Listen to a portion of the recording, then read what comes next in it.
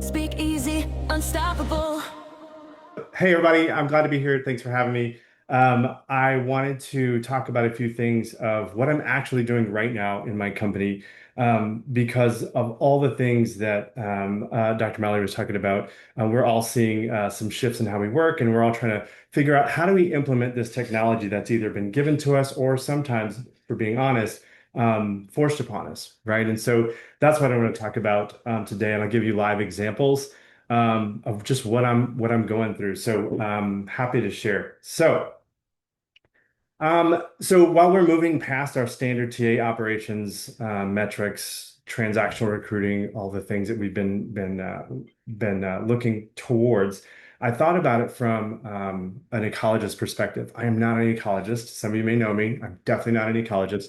But if you think about what they do, they look at an entire ecosystem. And if we look at the ecosystem of talent inside of our organizations, we can actually flex some of our recruiting muscles and partner with some folks that we may or may not have partnered with in the past. And so ecologist from an ecosystem of talent, that's where we're moving, right? And so let me make sure I can move my mouse here.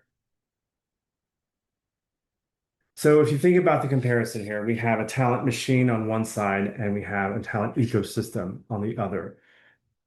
Now, if you want to drop in chat, tell me the differences right off the bat that you can think of just from the visual.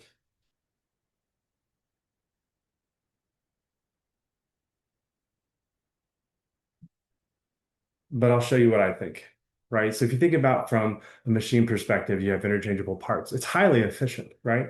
But it's very hierarchical when you think about it from a talent machine perspective. And it's more like resource management than it is for growing people, right? And as many of you know, our business is about people, not machines. And so now there's nothing wrong with a talent machine, right? And the right operation and the right company, you need that. But I think in today's market, thinking about it as this adaptive ecosystem that's cross-functional and it's about workforce planning, I think it might be a little more insightful for you. But so the old way from the talent machine, again, it's very rigid, those interchangeable part kind of mindset, where the new way or the way that I'm working in today is just adaptive, right? And it deals with the company's burdens or the company's problems of things we got to solve for, right? And so I thought about it from this way: machines can break, right? But ecosystems, they adapt.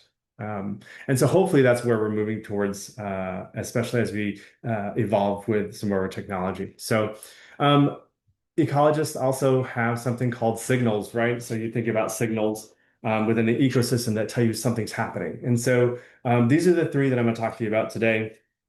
And then we'll get into some actual show and tell, a little bit about what I'm doing.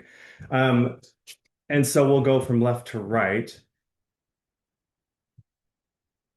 We're talking about the labor market, right? I mean, we just heard about all the headwinds, trends that are happening within specifically the United States, but it's all an interconnected world, right? So if you've heard of the big stay, give me a thumbs up or a little firework in the chat, because every time I look into my daily news reading, they're talking about the impacts from the Great Resignation, which leads to the big stay, as it's all connected, right? And so and we're feeling that, right? Because I just heard someone talk about a time to fill metric, and I was like, huh, well, that's interesting. Because if everybody's tracking that, they're going the wrong way, right? So it's not exactly a good measurement, in my opinion, right now. But from the last presentation, this is where I was sweating too. The numbers match up from 2022 till now, almost a 50% drop in job creation, right? This labor market cooling that we're seeing. When people had the Great Resignation, they left for on the average for pay increases. And so with the cooling of the labor market now, why would you move? Why would you move if you got the pay that you want? You see the geopolitical things going on. There's some uncertainty with making a move, right? Because you've got a great place and you have the salary increase. Why move, right? And that doesn't even count for labor participation rate falling as well. Which I have some questions for Dr. Malley for. The low hire, low fire piece.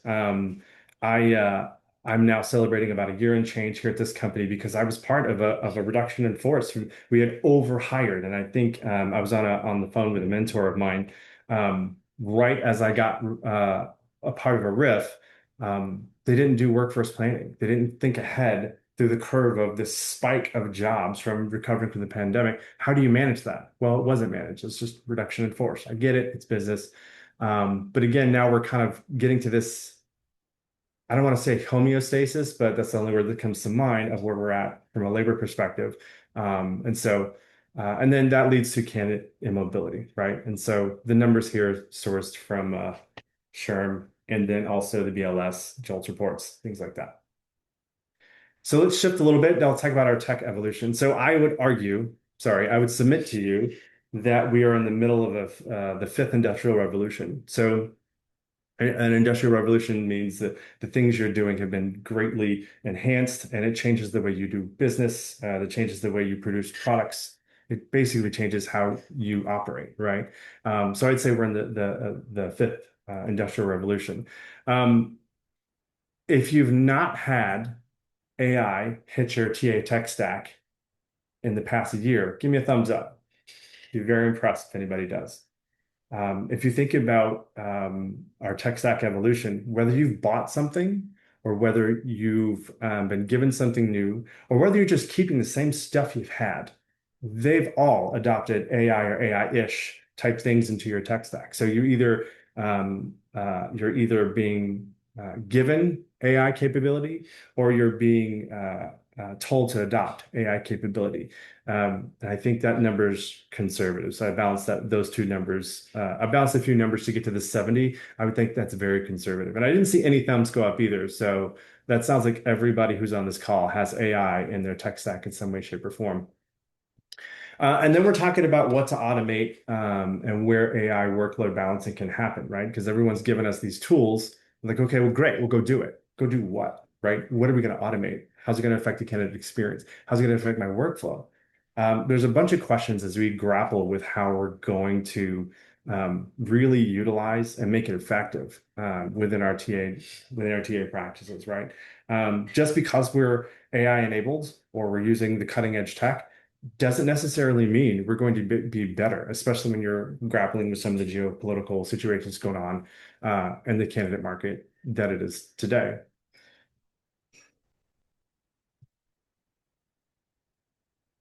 Okay. I want to talk about talent intelligence. We've seen the rise of talent intelligence the past 3 to 4 years. In my previous role, I was doing a little bit of talent intelligence as a researcher on an executive recruiting team, and then using some of those skills with normal recruiting and tech. We'll show you in a little bit, but talent intelligence will help us figure out indicators, and we'll show you an example of that in a moment. But if you're in a sourcing position now, give me a thumbs up in the chat. If you're titled a sourcer, I would I would bet that you're doing talent intelligence type of work. You're no longer at the super high end of the funnel. You're bringing insights to the table. And we watch this slowly move into the role of a sourcer if you're still there in a sourcing role. We've watched this intelligence requirement from the business creep into the scope shift of a sourcer over the past, I would even say 5 years, right? Bringing data to the meeting, bringing data to the recruiter, watching trends in the market. But taking it one step further to see around corners, I think is where a healthy recruiting department is going to need to bring intelligence to the table so that we can help the business see around corners because of the lag time now for candidate and mobility, right? And I laugh because in the past couple of years, I've heard a bunch of, it's all about skills-based hiring now. And recruiters go, what do you mean? We've always been doing it this way, right? We've always been looking for skills. We just never documented, or we've never talked about it in a specific focused arena of how we're going to recruit, right? We've always been skills-based. But when you talk about skills-based hiring, as you source, select, sustain, right? For this talent ecological presentation, skills go throughout, right? Skills should be not just from the sourcing, the selection, but it also goes through performance management. And I'll give you an example of that here in a second as well.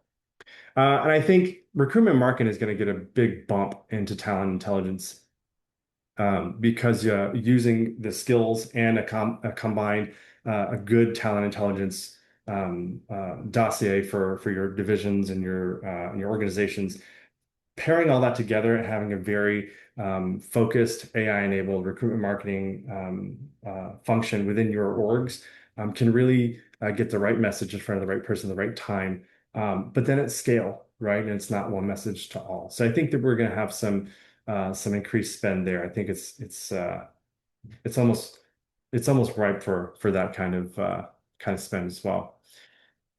Okay, so keeping in line with our ecologist theme, yes, these are mushrooms, but what we're not seeing is the mycelium network underneath.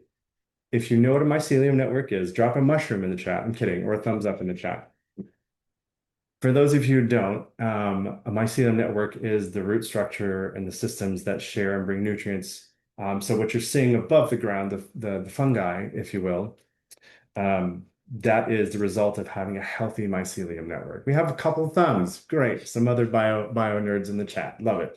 And so I think as a talent ecologist, when you build a healthy foundational system, not just in recruiting and not just the marketing, not just the talent intelligence, but also throughout the talent management principles in your company, we can grow a healthy mycelium network, if you will. So here's where I kind of struggle putting this slide together because if any of you, a couple of you in the chat have known me for more than 10 years. And at one point, I would say, and I think I said this on a video, we're the fun side of HR, or I'd never be in HR. But what's funny is half the things I'm talking about today are very HRBP-ish type things. And so I'm going to walk you from left to right and top to bottom for this screen. And I'm a sucker for a Venn diagram as well. So when we talk about a healthy talent ecology, right? Instead of going from recruiting and then putting in through the recruiting process and you're vetting for skills, you're vetting for culture, and then you put them in the organization, and then you get a performance evaluation, whatever their rubric is for it, right? 6 months down the road, and rarely have I personally ever had skills brought into the mix. It's how am I doing today against the goals given? Well, this is what I'm doing today with my HR business partner, my VP of HR. Instead of working from left to right, from attract and then doing a skills assessment, selection, making sure culture and all that stuff, and then we push off, they're onboarded kind of in the middle of that slide here, and then they get performance evaluation. I'm working backwards. So we'll go the HR business partner and I go to the hiring manager or whomever and say, what are the skills this person needs to do? What do they do for this role? And we're doing it from building a performance evaluation checklist first. We derive skills and then we go recruit off of it. So this is a really tight partnership between my HR department and I, and bringing the skills throughout the entire employee life cycle is crucial for us. We're the company we're at is a medium-sized company, and I think getting the right skills at the right time it's crucial, right? So why have a performance evaluation that says, hey, you meet our company values, you're a good culture fit, but you're not doing well at this, this, and this? What are we talking about here, right? Where I was recruited for this, now I'm being performance against this. And so being clear throughout their recruitment process all the way to their first 30, 60, 90 days into their first performance evaluation just brings more strength and clarity throughout the employees' vision as they navigate our company. I'm going to draw your eye down to the bottom. Here's where sometimes data is just dictated to us as a recruiting organization. We have budgets, got that, understood. And we have to hire, a data scientist for $100,000, right? Joking, but we're given a budget sometimes. Where now I'm sharing candidate market information with tools that we've bought or have access to before we even go and start talking about the recruiting piece, right? Like you want to hire a director of marketing, great. Here's a candidate map for their compensation. Here's the skill sets we just talked about. So how are we mapping this to our internal organization? And furthermore, do we have upward mobility or left or right mobility, right? That lateral move as well. So the things that we share from a recruiting perspective, from the left circle to the right, is really we all want the right skills to perform for the business. We want the right culture, the culture ad for the business, right? Because we want others to bring ideas and their own backgrounds and thoughts. But also, we're sharing compensation data throughout the process so that we don't have a hire straight to the budget. Where can we adapt our internal P&L for that? So I think this has been a big shift for me personally because I typically partner with HR really well, but sharing data all the way from organizational planning, then moving to recruiting is a new muscle for me. So if you're doing something like this at your organization right now, give me a thumbs up.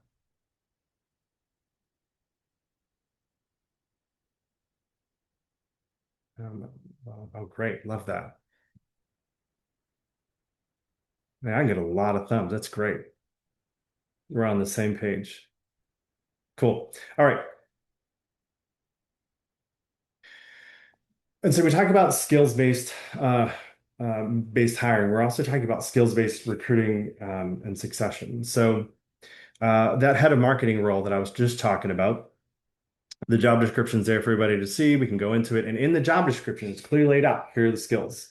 In the performance evaluation sheet, which I didn't get a clean screenshot of, those skills still show up. So it's again, it's the same signal across the employee life cycle.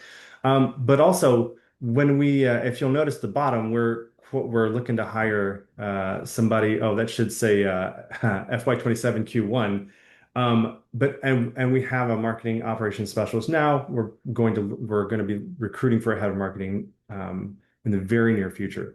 So as we're recruiting for this head of marketing role, I'm asking my HR and I'm asking the hiring manager, how do we not have to hire for this for the future?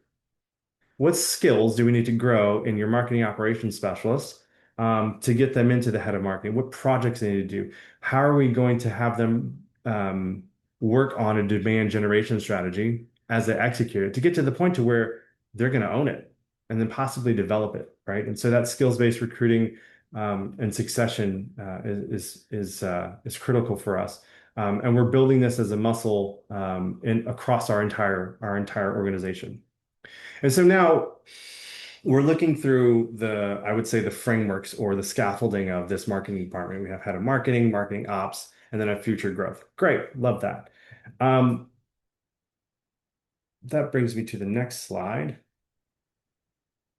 and I know this is pretty busy. This is a screenshot of hireEZ search, right? And not everybody on this call will have hireEZ, so I do have prompts that'll help you get to some of this information we're talking about.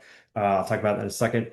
Um, but when you look at this is the actual search that I've got, that I'm ready to go. It hasn't kicked off yet, haven't been given the green light, but we got everything, all our ducks in a row. We've talked about the performance management, we've talked about the skills, talked about location, budget, all that stuff. We line all that up.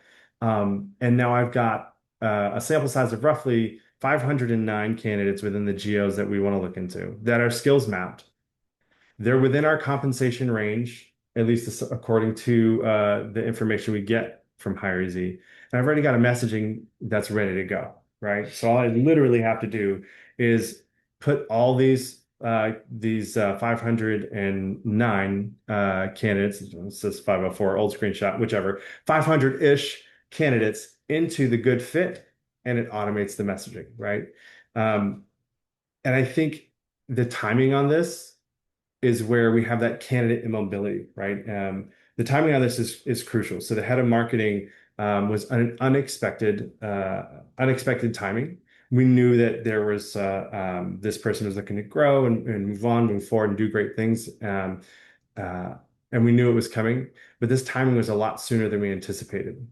I'm going to glimpse back one really quick because it'll take us at least 90 days to fill this, I'm guessing, based off of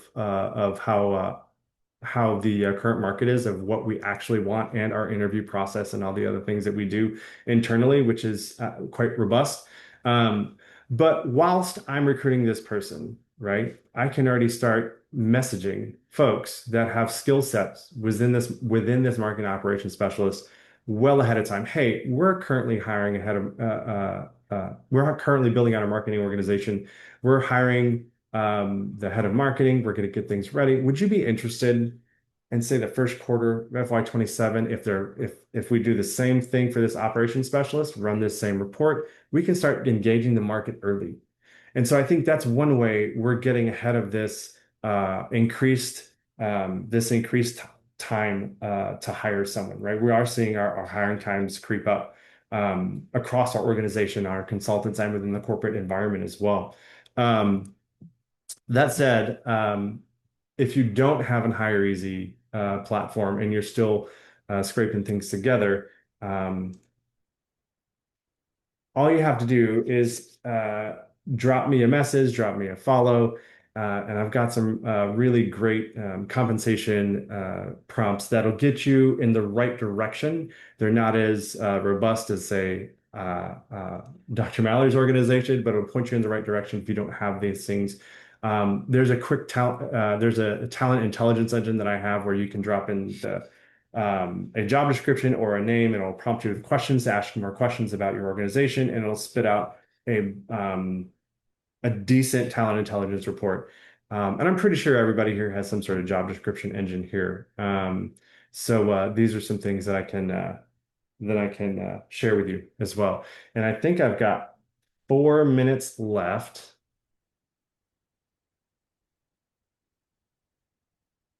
So bear with me 1 second.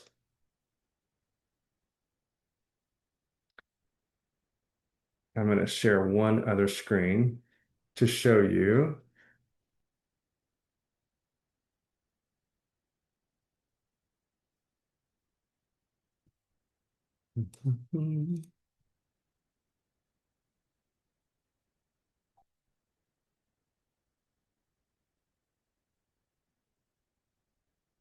Hang on, managing some screens here. Sorry for the dead space there, Dan.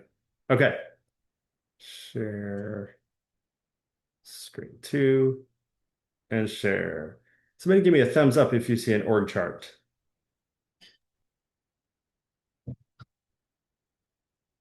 Yep, you're good.